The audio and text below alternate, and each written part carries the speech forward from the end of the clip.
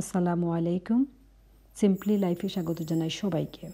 আশা করি আল্লাহর অশেষ রহমতে সবাই ভালো আছেন। আলহামদুলিল্লাহ, আমরাও ভালো আছি।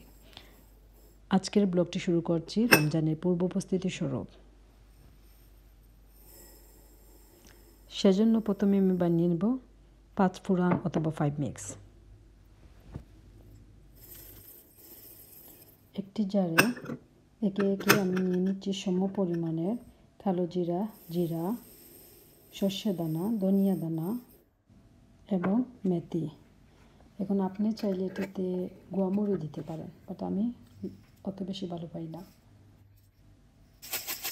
এখন এই জারের মুখটা ভালো করে বন্ধ করে নিয়ে একটু জাকিয়ে নিলে হয়ে গেল 5 ফোড়ন।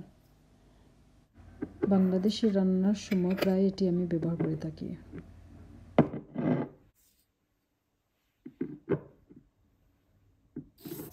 তারপর আরও অন্যান্য মশলাগুলো রিফিল করে নেব।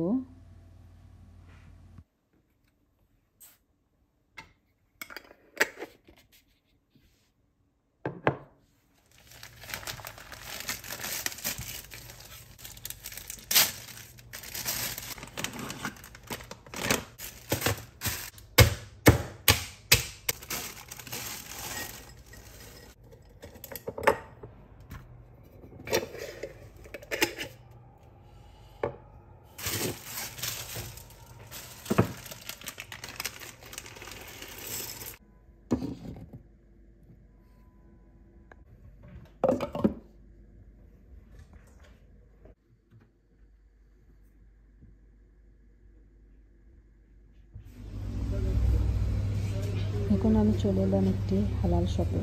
এটি একটি আফ্রিকান হালাল শপ। এখান থেকে দুটি শক্ত মুরগ এবং 3.5 কেজি মতো হবে গরুর মাংসের কিমা নিয়ে আসলাম।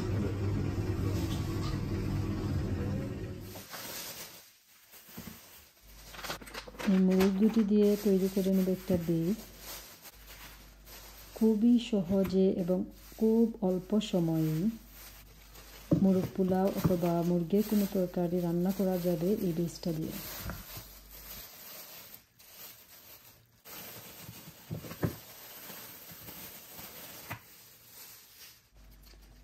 ঠিক একইভাবে তৈরি করে নেব গরুর কিমা দিয়ে আরেকটি ডিশ।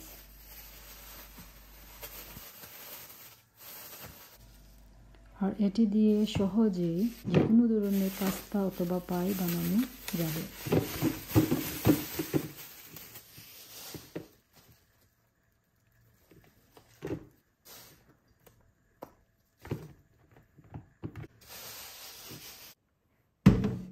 প্রথমে কমলাগুলোকে ভালোভাবে ধুয়ে নেব।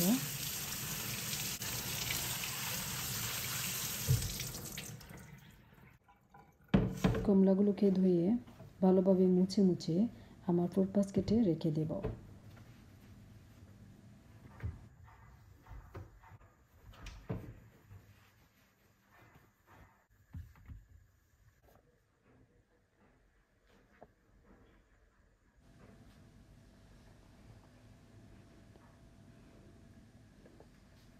এই মাংসগুলা একটু পরে আমি রান্না করব। প্রথমে আমি আমার নাস্তাটা সেরে নেই।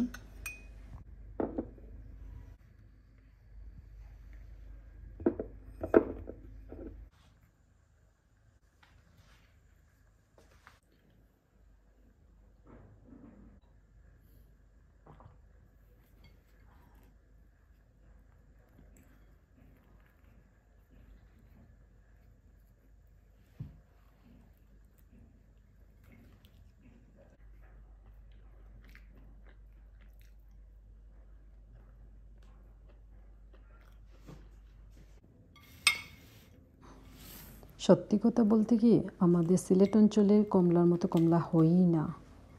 তারপরে আলহামদুলিল্লাহ যতটুকু পেয়েছি। আবার অরেঞ্জ জুসের মধ্যে স্পেনের ভ্যালেন্সিয়ার অরেঞ্জ দিয়ে যে জুসগুলো বানানো হয়, সেই জুসটা খুবই সুস্বাদু হয়ে থাকে।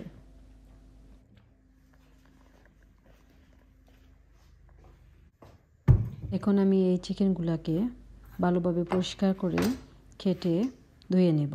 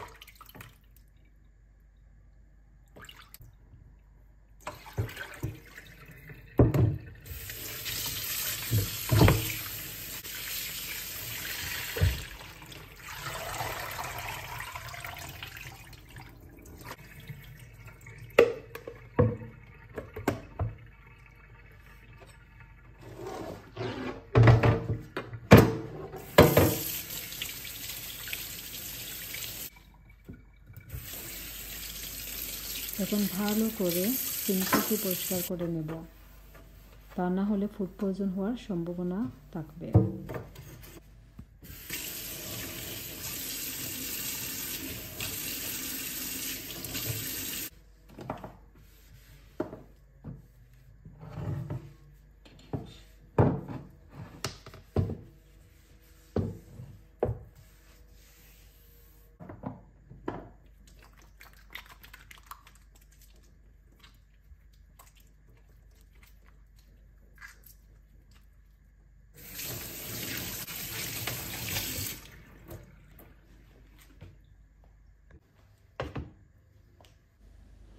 এখন একটি হাঁড়িতে দিয়ে দিলাম সামান্য সানফ্লাওয়ার অয়েল, তারপর একে একে ছেড়ে দিলাম পেঁয়াজ কুচি, স্বাদ মতো লবণ ও সামান্য পাঁচফোড়ন।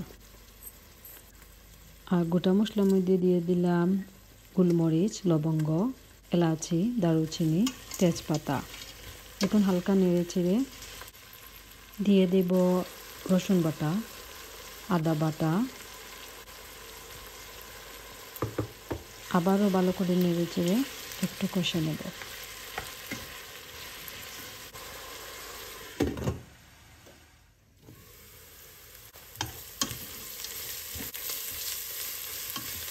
মশলা যখন বাদামি রঙের হয়ে আসবে তখন এর মধ্যে চিকেনগুলো দিয়ে দেব এবং ভালোভাবে নেড়ে চেড়ে আবারও ঢেকে দেব।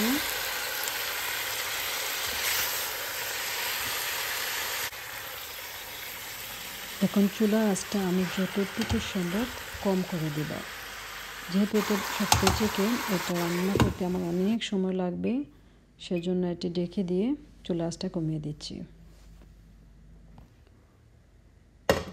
এখন রান্না করতে যাচ্ছি গরু মাংসের কিমা। সেজন্য প্রথমে একটি হাঁড়িতে দিয়ে দিচ্ছি সামান্য অলিভ অয়েল, কুচি করা পেঁয়াজ আর পিঙ্ক সল্ট। তারপর সামান্য নাড়াচাড়া করে এর মধ্যে দিয়ে দিলাম থেতলানো রসুন আর অরিগানো পাউডার, চিলি ফ্লেক, সামান্য গোলমরিচের গুঁড়া,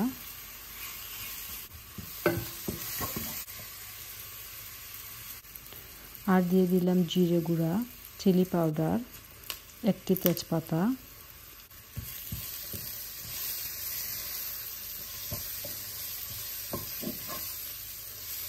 পেঁয়াজগুলো হালকা বাদামি রঙের হলে এতে কিমাগুলো দিয়ে দেব। এখন এগুলো ভালোভাবে মেশাতে হবে।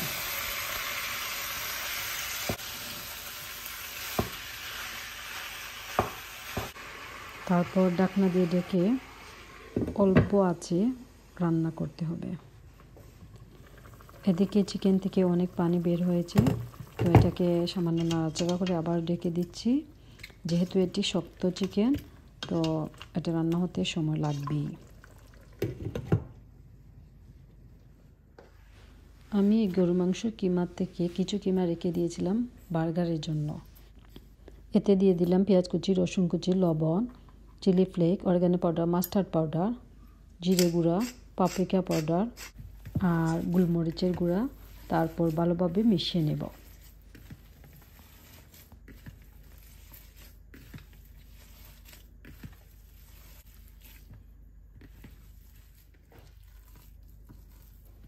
এখন এগুলোকে গুল করে তারপর চ্যাপ্টা করে বার্গারের শেপ দিয়ে একটা প্লাস্টিক কন্টেনারে নিয়ে নেব।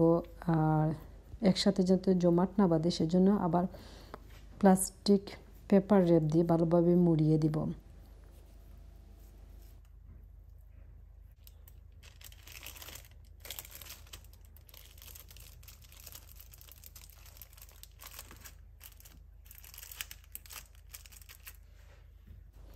তারপর এগুলোকে রেখে দেব ফ্রিজারে।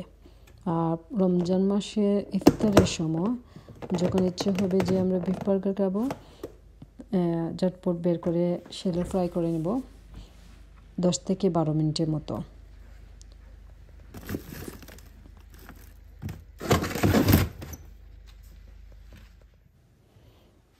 আর এদিকে মনে হচ্ছে আমার চিকেনটা হয়ে এসেছে।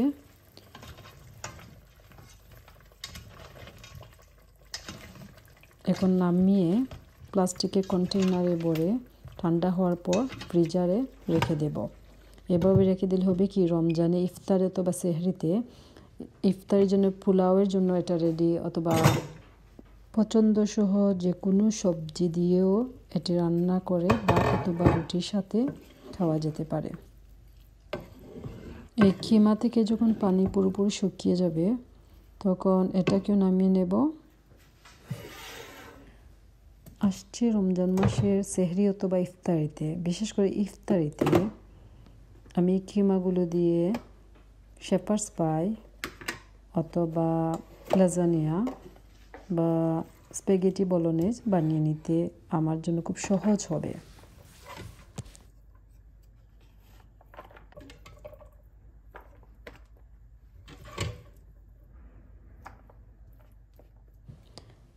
এখন এই রান্না করা কিমা আর চিকেন যখন ঠান্ডা হয়ে আসবে তখন এগুলোকে কন্টেইনারে ভরে ফ্রিজারে রেখে দেব।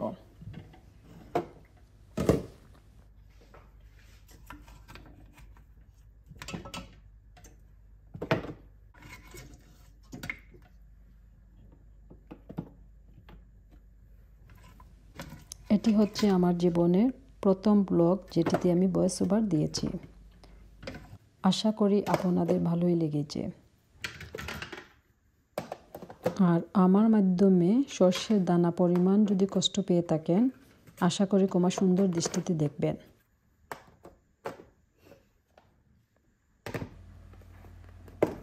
এতক্ষণ আমার সাথে থাকার জন্য অসংখ্য ধন্যবাদ জানিয়ে আজকের মতো ব্লগটি শেষ করছি।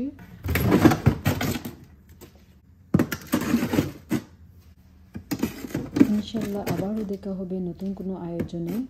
আপনারা সবাই ভালো থাকবেন, সুস্থ থাকবেন। আল্লাহ হাফেজ। আসসালামু আলাইকুম।